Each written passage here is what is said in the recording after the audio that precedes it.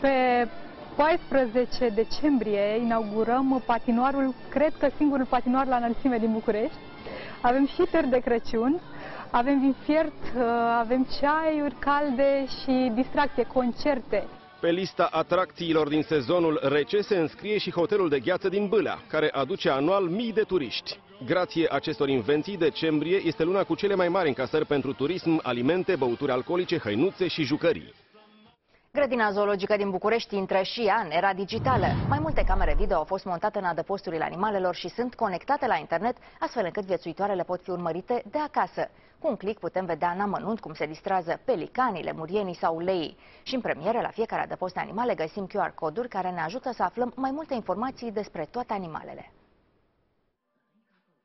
Există în prezent 6 camere video montate în țarcurile leilor, tigrilor, lemurienilor, tamarinilor, pelicanilor, dar și la coati. Toate sunt conectate la site-ul UPC Digital Nature și prin accesarea lui animalele pot fi urmărite oricând. O idee interesantă, cred oamenii, care spun totuși că acestea nu pot înlocui vizita la grădina zoologică. Spre exemplu, această familie a venit tocmai din Constanța. Ai un animal preferat? Nu știu să mă hotărăsc. Nu pot să mă hotărăsc. Poate își va alege animalul preferat după ce mama îi va citi despre fiecare în parte. Aceste maimuțele ating la maturitate 20 cm, iar acest lucru le ajută să fie foarte zvăpăiate. De acum le puteți vedea și din Constanța. Acum e bine de știut, pe viitor. Dar pentru copil mai bine le vede aici pe viu, ca să spunem așa. Habitatul lor aici natural, așa, e mai interesant.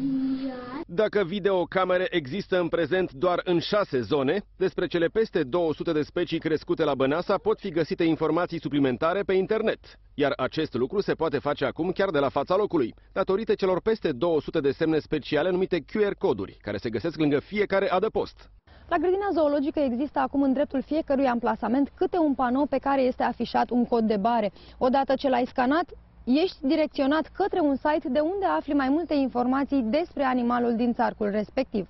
Reprezentanții grădinii zoologice sunt de părere că toată această tehnologizare le va aduce mai mulți vizitatori. Curiozitatea pe care o au văzând felul cum se mișcă sau ce a mai apărut într-o grădină zoologică, cred că le vom accesa, dacă vreți, și vizita într-o grădină zoologică. Curiozitatea aceea de a veni pur și simplu și de a vedea exact cum stau lucrurile în realitate. În ultimele 2 săptămâni, site-ul a avut peste 5.000 de accesări.